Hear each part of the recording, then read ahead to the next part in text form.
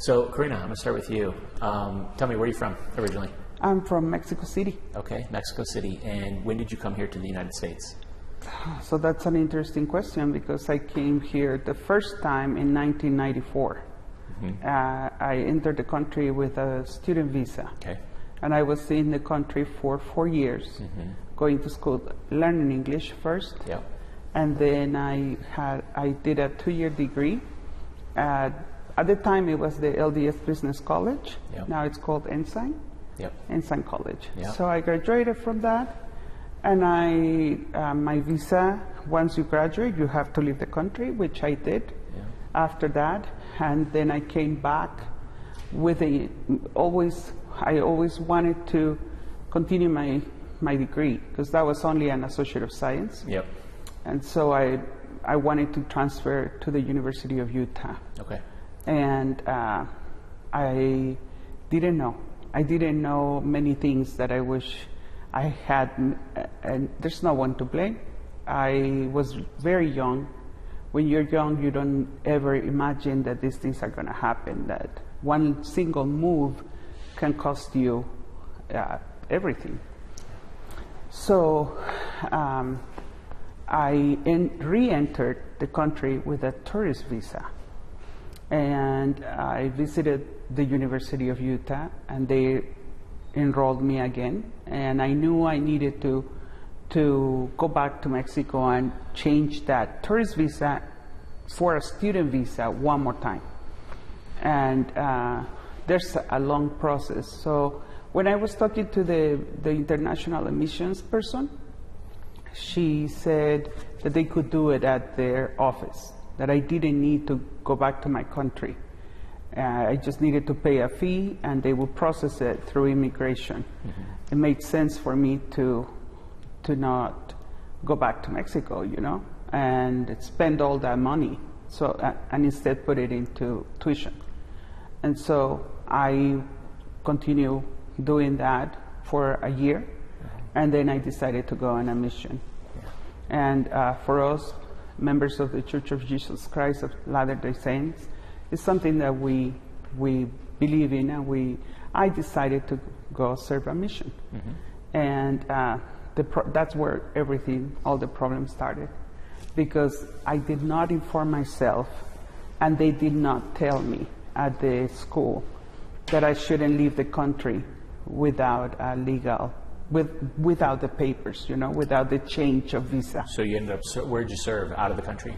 Yes. Okay. So you served your mission out of the country, and then... They sent me, my mission call was to Sinaloa, Mexico. Culiacan, Sinaloa, Mexico. Okay. So, yeah, So you go back and you serve, and then your service is up, and you want to come back here to the United States, correct? Yes, sort of. I was only able to serve for 3 months. Okay. Because I got sick.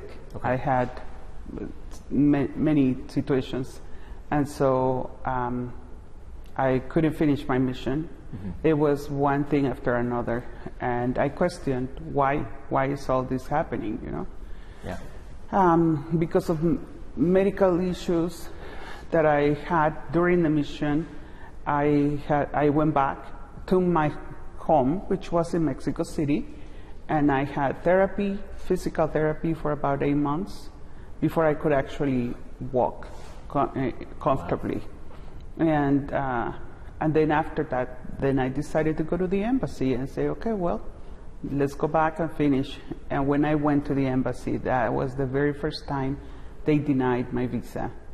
And they do not tell you anything. They just stamp it in, and I was in shock. I was like, what happened? Because every single time it was, I wouldn't say it was easy, but I never had any problem like that. I had papers from the school, everything, they just stamped it. So what did you decide to do after that? Well, I could only get a job. And every time I would go to find a job with my transcripts from here, from my education here, they wouldn't count that. In Mexico, it doesn't transfer. Right. If you, I spoke English, but they would always ask me for my university diploma. Right. And so the only jobs that I could get were as an English teacher.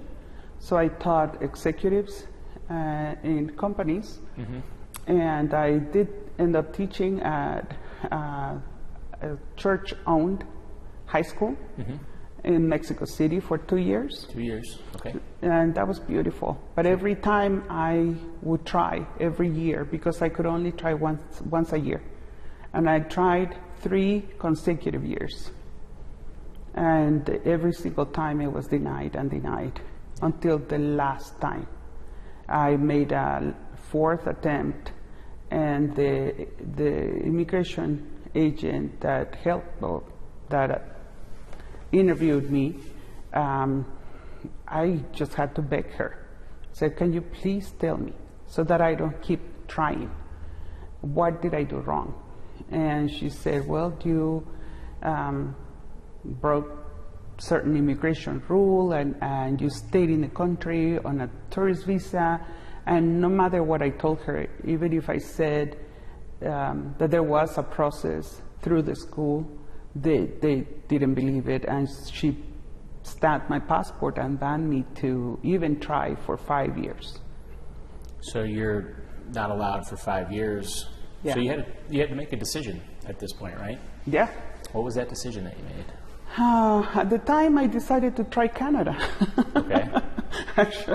Actually, that was in between. That wasn't the last time. So I tried Canada. I thought, why not? You know, Okay. and I had tickets to go September 14th, 2001. If you do the math, Yeah. 9/11, Right. and so everything was canceled. And again, I had to take a detour. The main reason why I crossed the border, it's because my sister had an aneurysm. She was here going to BYU, working on a master's degree, and she is my best friend.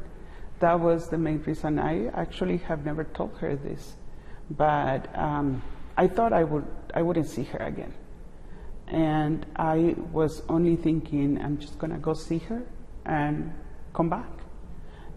In my mind, it was only gonna take 3 weeks. And there was always that pull. I don't know how to explain it. Something that kept, like a magnet, calling me to come back here. And I remember praying because growing up, being a member of the LDS Church, we learned to pray for very important decisions. And I remember kneeling down, and as crazy as it sounds, I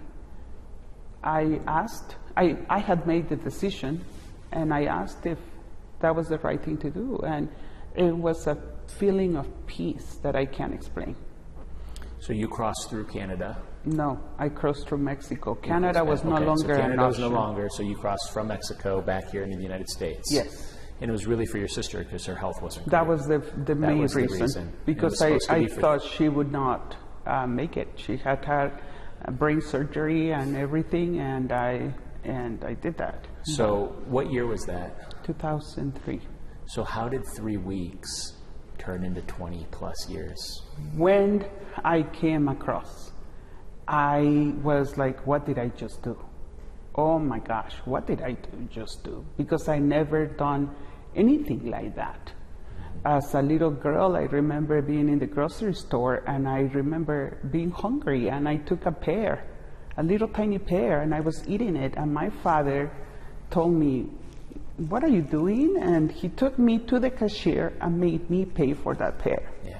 And so I was like, what did I just do? You know, we're talking 22 years ago. So the border was not like it is now. I don't know how to explain what I felt. I saw my sister, and I hugged her, and then I felt like, well, let's just go back. And she told me, you're already here. You can go to school. And I thought, you're right. So I went to the U, and I talked to the admission people. And the lady that I talked to, it was not easy task to put yourself out there and tell them, I have done this and I'm already here. And the lady that had helped me with the process of exchanging visas was no longer there. Yeah.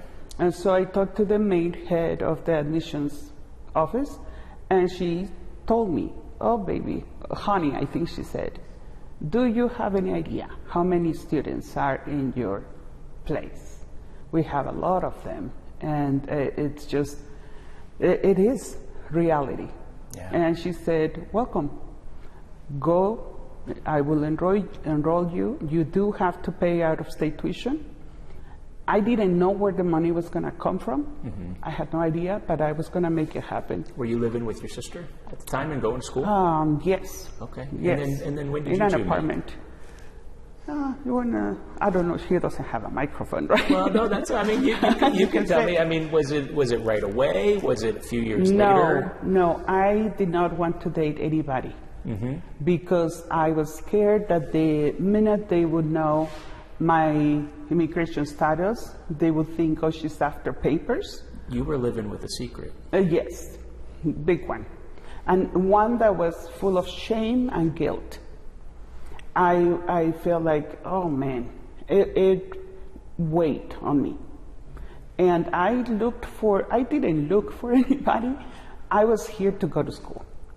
But let's be honest. I was at the age of marriage already and thinking what's next for me, and there were, I would think, well, maybe some Latino, some Mexican, they would understand me, someone that was in the same place as myself, They didn't care for me. I was always asked by Americans. I would go out on dates and I would always push them away for that reason. And he was my friend for 8 months. 8 months. Yeah. And so you two, what year did you two get married? What year did you two get married? 2005. 2005, okay. And so as you're starting to go through the legalization process, you had to prove that this wasn't a business arrangement. Of course. Correct? Yes. And so walk me, I mean, that's when the government says, prove to me that you didn't marry him for a business arrangement. Was that a tough thing to do? No. There's a process that everybody has to follow. Yeah.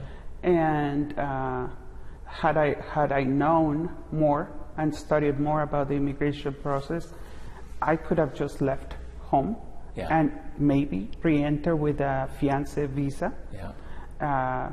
But that wasn't the case. We didn't. We just got married. And so we went to talk to an immigration lawyer, and he said we had no case because it wouldn't hold in the immigration process.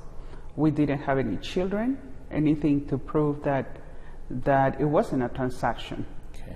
And so the first phase of the process was just simply prove that it was a legitimate marriage. And you did that? Yes. And that was about how many years? I can't remember.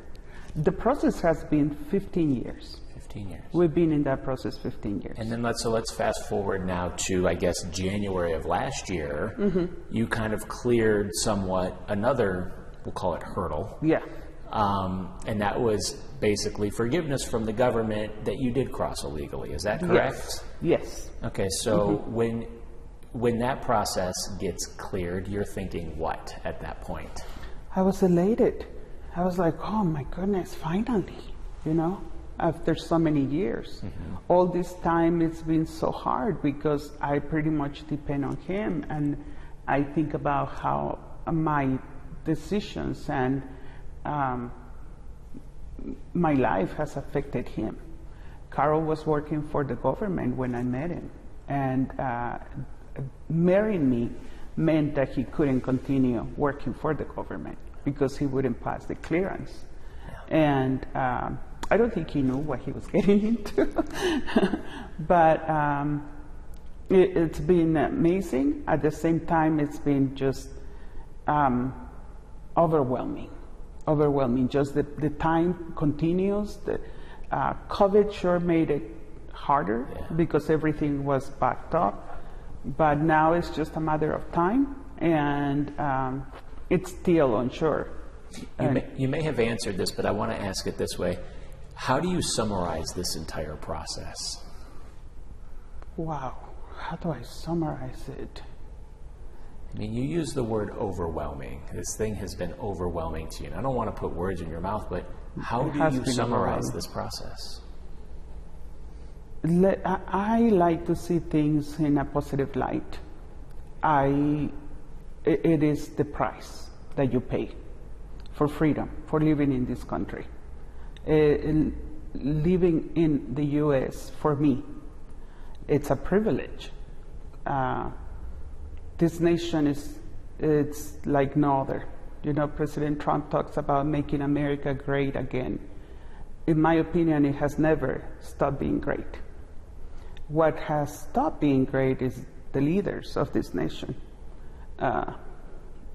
There's greatness everywhere, in every one of us. And for me, yes, I did something that I shouldn't have, but I don't regret doing it. I wouldn't have met him. I wouldn't have had my 3 children. So even though it's been a long time, I appreciate the fact that I lived in this country for the last 22 years in a beautiful place with its challenges and everything. But this is my home. Yeah. You mentioned to me the other day that some people might be a little surprised to hear you say that if you were able to vote, you would have voted for President Trump. Definitely, yes. Back in the first round when he came, I did not like him, like just many other people, right? Mm-hmm. It's a little hard to understand him because of the way he comes across and how he communicates. However, after studying a lot about him and his background, I have no doubts that he has the best intentions for the nation. And he's the right person to lead this nation. However, I would say that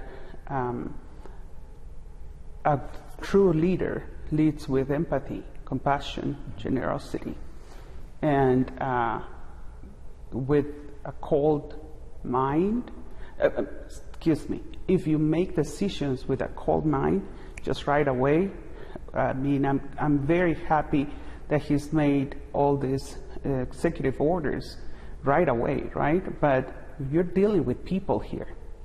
It's not tall buildings, you know. We're not apartment complexes and big hotels. It's people, and it's the people that are counting on him. And so, yeah, I would love to meet him. I have no doubts that he'll do a great job. Yeah, I guess, help people understand why you feel that way, because there are people that are being deported out of this country.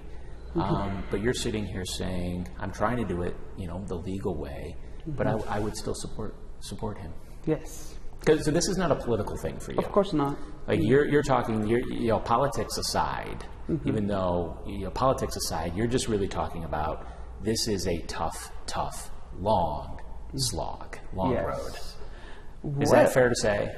Yes. I mean, the whole immigration system is full of complexities. It's not an easy task. That's only one part of the work, right? Or the things that he has to deal with. As far as my compatriots that are being deported, it breaks my heart. It breaks my heart because many of them, most of them, I would say, are here to work. Their heart is in the right place. If they were only given pathways, opportunities to do the right thing, to pay taxes, which, by the way, we paid. I have paid even before I met him. Right. And so most of them want that. Yeah. They're not all criminals. And yes, I'm all for everybody that is not here for the interest of this place, this nation. Definitely they need to be out.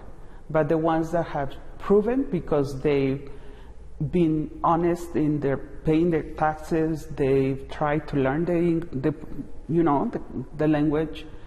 They should be given an opportunity. Otherwise, who's going to build all your infrastructure? Who's going to build the houses and everything? He talks about bringing jobs back for the American citizens. I wonder how many of those American citizens really want to do the labor that Latinos do. It's heartbreaking work. Yeah. Congress has to change laws to change the immigration system. Yes. What do you say to Congress? Get working. Get working. And bring in people that know what they're doing, not just the ones that only see it one way. This nation is a nation of immigrants. That does not mean that every single immigrant that comes here should be here. It's all about freedom, democracy, liberty. The people that are here that actually honor and respect this country should be given a chance. What do you say to someone that says you did cross illegally? It has cost me 22 years. And I've always had, a friend of mine asked me not too long ago, why are you there? If they don't want you, why do you stay there? And we talked about this early in our marriage. Carol was born in Australia. And we talked about going to Australia. There's so many other places. Mexico, my country is beautiful. That is the whole thing. When he proposed, I was like, oh my goodness, because I knew what that meant.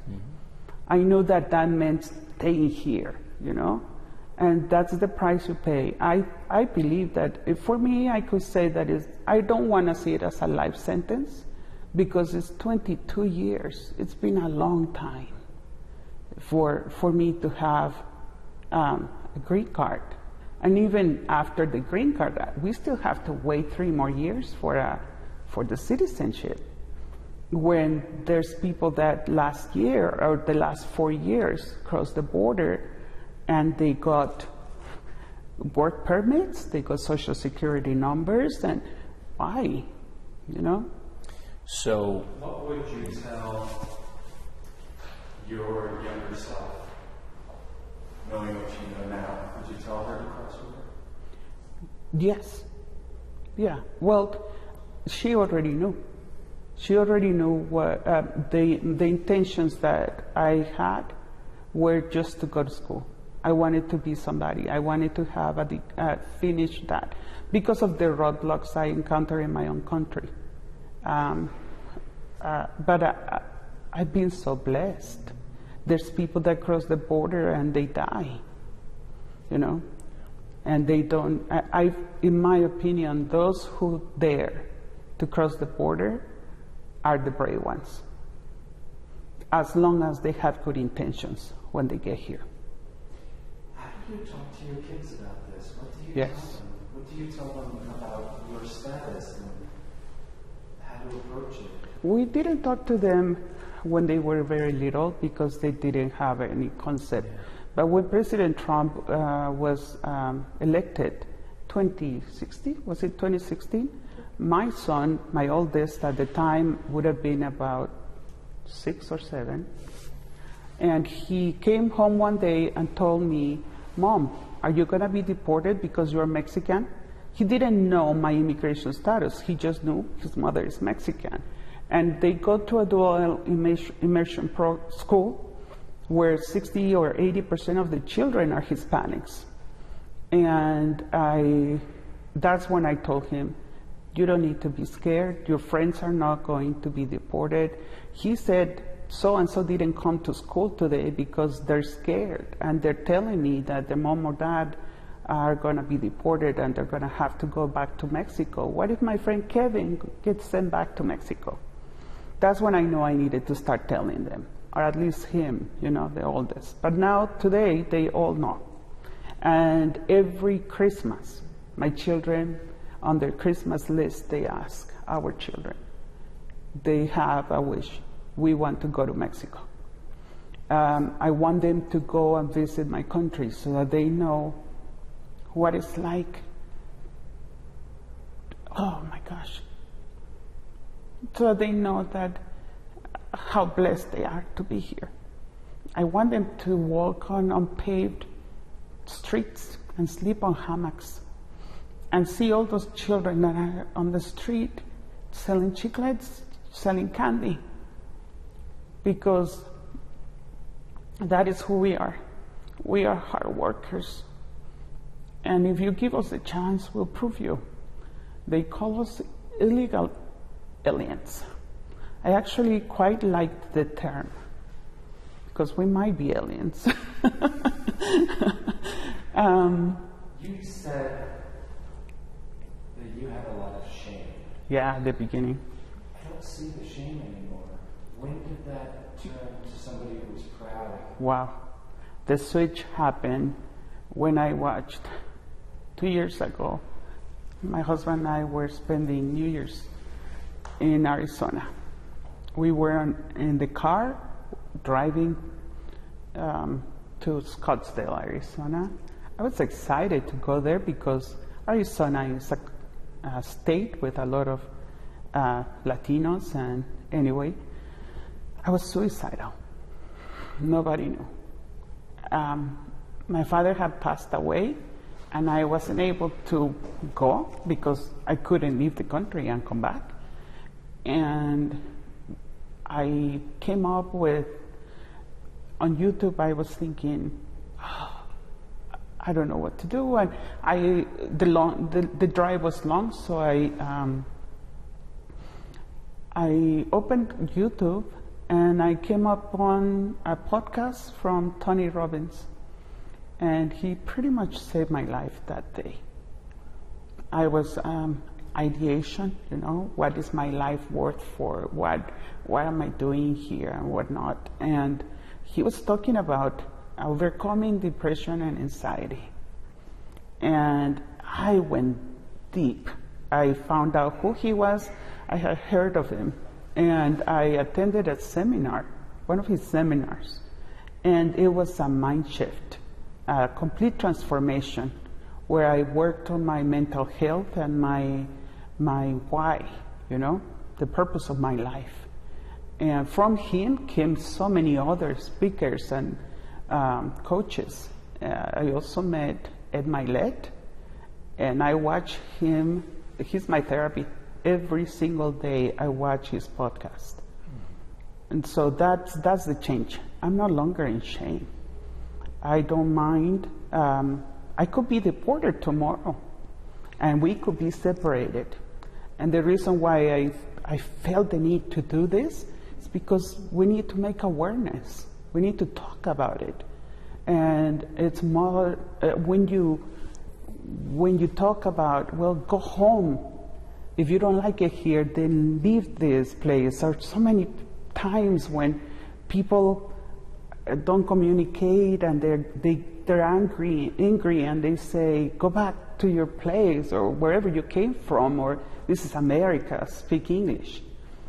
I dream in English. I think in English all the time. I only chastise my kids in Spanish. But, oh my goodness, yeah. I mean, that Karina, that is no longer in shame, it's happy. And my biggest dream is to be an American citizen. That is my biggest dream. And yeah, I don't know, that's why I'm a different person. Thank you very much for sharing your story and your thoughts with us.